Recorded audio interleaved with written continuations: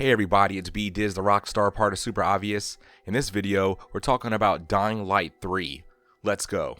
Dying Light 2 came out in February 2022, and even though there are some complaints from die-hard fans that even with being able to make decisions as you go that affect the game, the story overall really wasn't that great. Also, the actual gameplay not as good compared to the first game. Was this game worth the delay and wait? Well, at the time of me making this video, Dying Light 2 has a 7 out of 10 on Steam, and 91% of Google users like this game. Overall, I think the original Dying Light and the following was better. Either way, Dying Light 2 Stay Human has been successful enough to where talks of a part 3 is in the works. There is like a 7-year gap between Dying Light and Dying Light 2, so a Dying Light 3 may not come out until 2029 or maybe even later. It probably won't come out until like PlayStation 6. So as far as the news, one of the main things I've found is that creators have said that if or when there's a part 3, that they would want our character to start in the game actually having abilities, powers, and skills, and seeming somewhat strong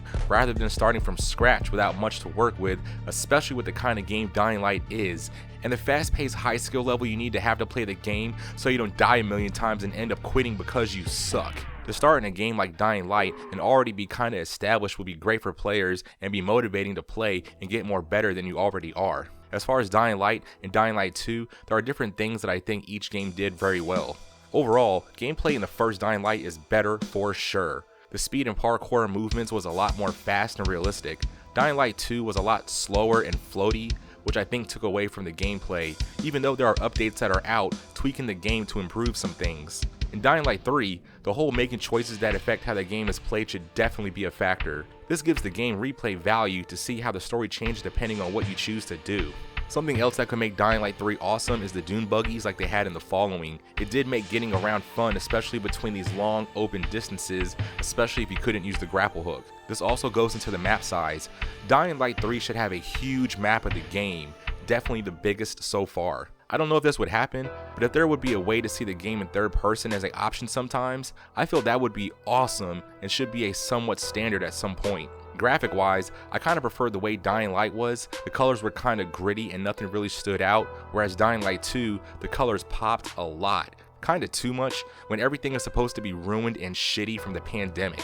There are updates out where you can choose the image style of gameplay graphics, which I think is good to be in the game. It should have been a part of the game from the start, honestly. As far as no guns, having guns depending on the threat level that you're dealing with is cool.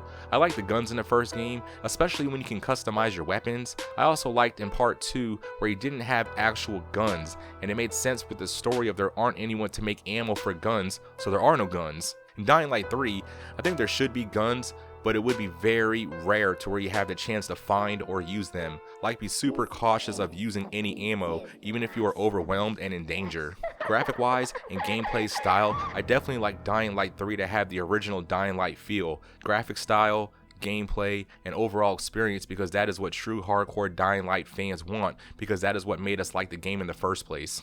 As far as our character having strength and abilities at the start of the game, I think that would be a good change, but how it could also level out is that there's enemies that we have to deal with that are already a threat. It's like when you play a game and you get these upgrades, but you feel like the enemies got harder.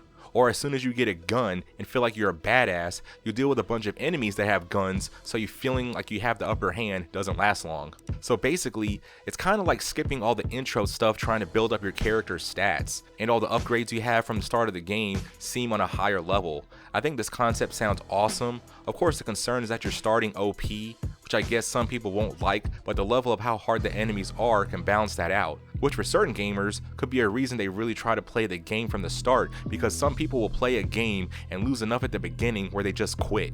I think our characters starting at least somewhat strong or pretty strong is a good idea and change from the first 2 games. I've also seen pictures that for Dying Light 3, the setting could be somewhere where it's cold. That is completely different from the other Dying Light games. That could be cool. But yeah, that's the video. Let me know in the comments how you feel about the Dying Light 3 news. Also, what are some things that you liked better in the original Dying Light game compared to the new one? Also, which game do you like the best between the two?